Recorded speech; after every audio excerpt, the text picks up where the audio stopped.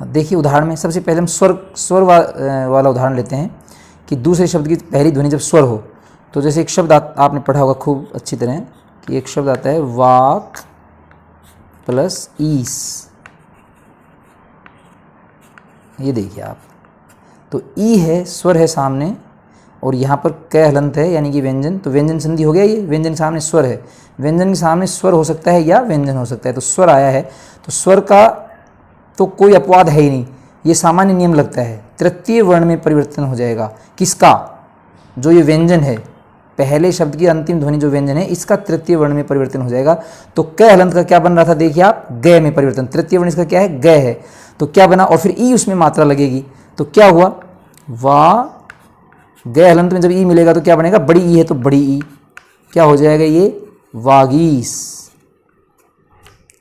आप देखिए, वाक मीन्स बोलना होता है, तो जो बोलने में जिसके कारण आप बोल पाते हैं उसको हम क्या बोलते हैं, वागीस बोलते हैं।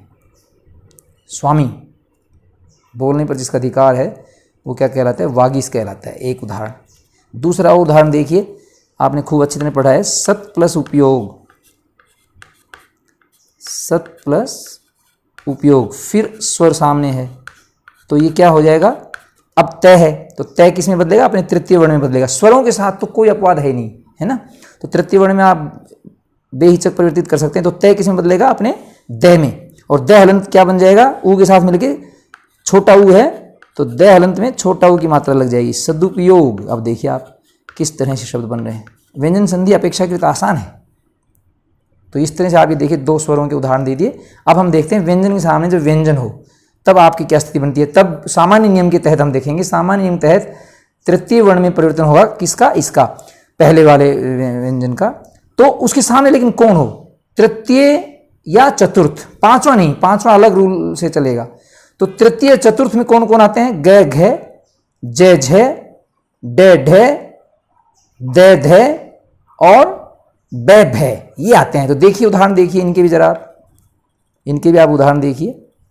जैसे एक है दिक, दिक माने दिशा, दिक प्लस दर्शन। आगे देखिए व्यंजन है, व्यंजन कौन सा है, तीसरा, द। तो तृतीय वर्ण अगर आ रहा है तो फिर तृतीय वर्ण का ही नियम लागू होगा, जो सामान्य नियम है वो। तो क्या बन जाएगा इसका, तृतीय वर्ण में परिवर्तन हो जाएगा क का, तो क्या हो जाएगा, ये आधा ग बन जाएगा, ये जैसे बना हुआ है, देखिए आप ध्यान से। तो क्या हो जाएगा, दिग्दर्शन। तो आधे ग को हम कैसे लिखते हैं, हलंत की बजाय हम आधा ग लिखने का एक तरीका है, ये देखिए आप, आधा ग, ये देखिए दिग्दर्शन, ठीक है। ऐसे च के साथ देखिए, अच प्लस अंत, च को हम पूरा नहीं बोल सकते, इसमें च तालु में रह जाएगा, तो क्या बनेगा, ये इसमें जय में परिवर्तन हो जाएगा, तो जय पूरा हो जाएगा क्योंकि ए है आगे, तो क्या हो जाएगा, अजंत, ठीक है। इस तरह आपके ये बनते हैं। आगे और देखिए, अभी तो इनको मैं मिटा देता हूँ, आगे और देखिए, आप देखिए, षट प्लस दर्शन, षट मीन्स 6, तो ये किस में बदल जाएगा, क्योंकि देखिए आगे तृतीय वर्ण है। देखिए ट और ठ होता तो कोई परिवर्तन नहीं होता, लेकिन क्योंकि तृतीय और चतुर्थ आएंगे तो जरूर परिवर्तन होगा, और वो अपने तृतीय वर्ण में बदल जाएगा सामान्य नियम के अनुसार। तो क्या हो जाएगा, ये षट दर्शन, ये देखिए, ठीक है, तृतीय वर्ण में बदल गया। और देखिए आप, भगवत, भगवत प्लस गीता, आप इसको कैसे बोलते रहते, देखिए आप, तय हलंत है और वहां पर तृतीय वर्ण है, तो ये सामान्य नियम के तहत आ जाएगा, तृतीय वर्ण में बदल जाएगा तय, तो क्या हो जाएगा, भगवत गीता। तो ये आप इस तरह से आप ये देखिए, तो परिवर्तन हुआ किसमें, तृतीय वर्ण में परिवर्तन हो रहा है ये, तो यही ध्वनि परिवर्तन है, इसी कारण ये संधि कहलाती है। ये आसान है। और इस तरह से आप एक और देखिए, तत् प्लस, जैसे मैंने पहले बताया था, क और तय ही ज्यादातर आपके आएंगे इसमें, तत् प्लस भव, तो ये क्या हो जाएगा, तद्भव, द हलंत हो जाएगा और तद्भव। ये देखिए आप इस तरह से आप उनका लिखिए। तो ये आपका व्यंजन संधि का पहला जो सामान्य नियम है, और उस सामान्य नियम के तहत क्या है, तृतीय वर्ण में परिवर्तन हो रहा है। आपने देखा तृतीय वर्ण में परिवर्तन होते हुए आपने देखा। ठीक है, अब हम देखते हैं एक दूसरा नियम है। तृतीय वर्ण के बाद एक दूसरा नियम है कि अब चतुर्थ और तीसरा और चौथा तो आ लिया, अब बचा हमारा पांचवा। पांचवें में तीन तो आते ही नहीं कभी, तो बचा न भी नहीं आता।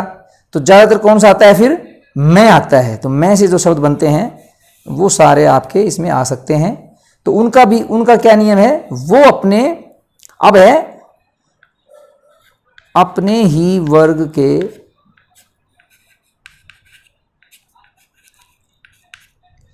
पंचम वर्ण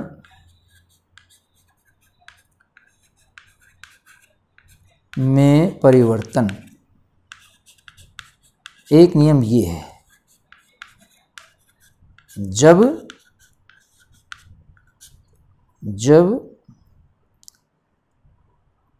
नासिक्य ध्वनि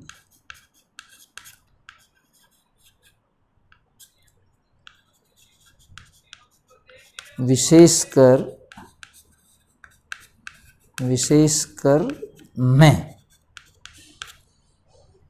मैं भी आ सकती है, विशेषकर मैं या न भी आ सकती है, इसमें न के साथ मेल हो। ये देखिए आप, ये दूसरा नियम, इसका सामान्य नियम का दूसरा नियम है। हमने सामान्य नियम में पहला था तृतीय वर्ण में परिवर्तन कब हो रहा है, जब सामने कोई स्वर हो या व्यंजनों का तृतीय और चतुर्थ वर्ण हो।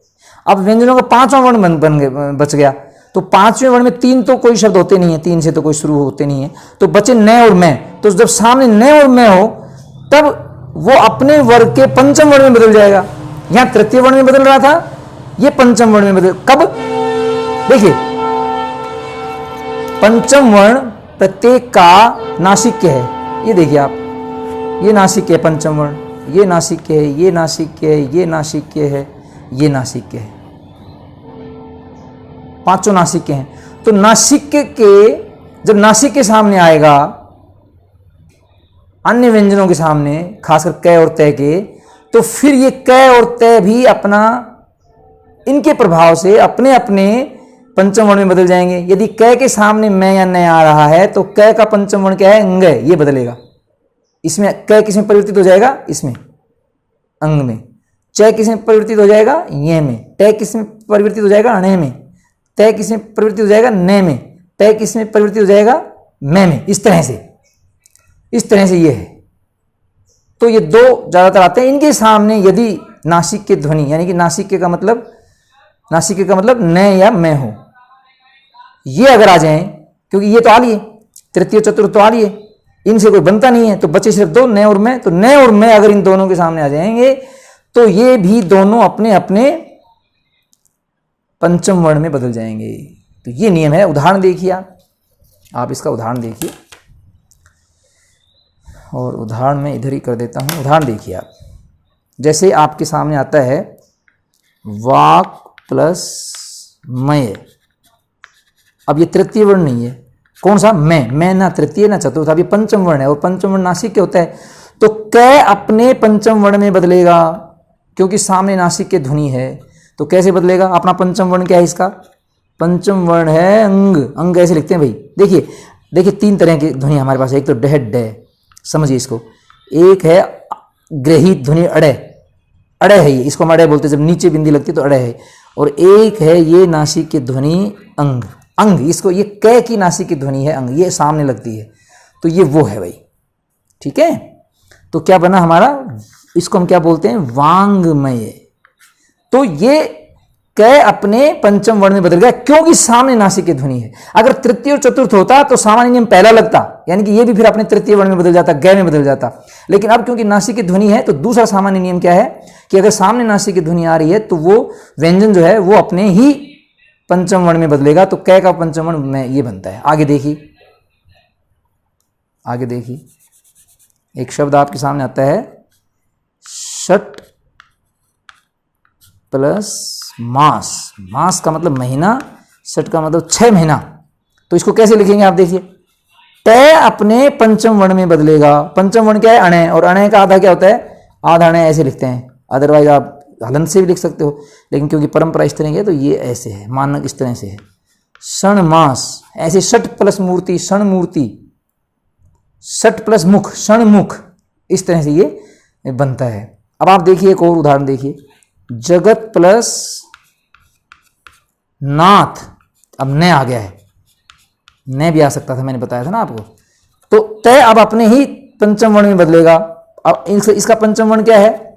तय का नहीं है, तो आधा न कैसे लिखा जाएगा? इस तरह लिखा जाता है आधा न, तो क्योंकि तय आधा है ना इसलिए। और ये फिर नाथ ऐसे कैसे, जगन्नाथ। ये देखिए आप, इस तरह आपके ये बनते हैं। ठीक है, तो ये दूसरा सामान्य नियम था। सामान्य नियम की दो हम दिशाएं देखी।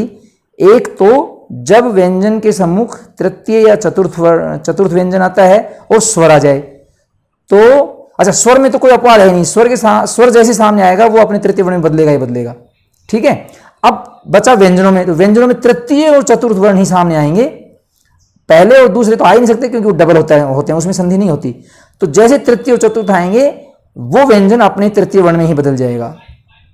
ठीक है, और दूसरा सामान्य नियम है कि फिर पांचवा वर्ण अगर सामने आ जाए तब क्या क्या करें, तो पांचवें में न और मैं दो ही आ सकते हैं, तो फिर ये व्यंजन जो है पहले शब्द का अंतिम जो ध्वनि जो व्यंजन है वो अपने ही वर्ग के पांचवें में बदलेगा। ये बात ध्यान रखने की है। तो जैसे मैंने उदाहरण बताया था कि क किस में बदला, ng में बदला, ट किस में बदला, अण में बदला, तय किस में बदला, न में बदला। ये देखिए, ये न और ये अण और ये ng, इसका आधा रूप अलहन से लिखा जाएगा। तो इस तरह से ये आपने ये चीज़ें देखी। ठीक है, तो ये सामान्य नियम का दूसरा था। अब हम अगले वीडियो में हम विशिष्ट नियम करेंगे कि कुछ विशेष परिस्थितियां होती हैं व्यंजनों की, उनका हम चर्चा करेंगे। जब तक के लिए धन्यवाद। करेंगे उसको।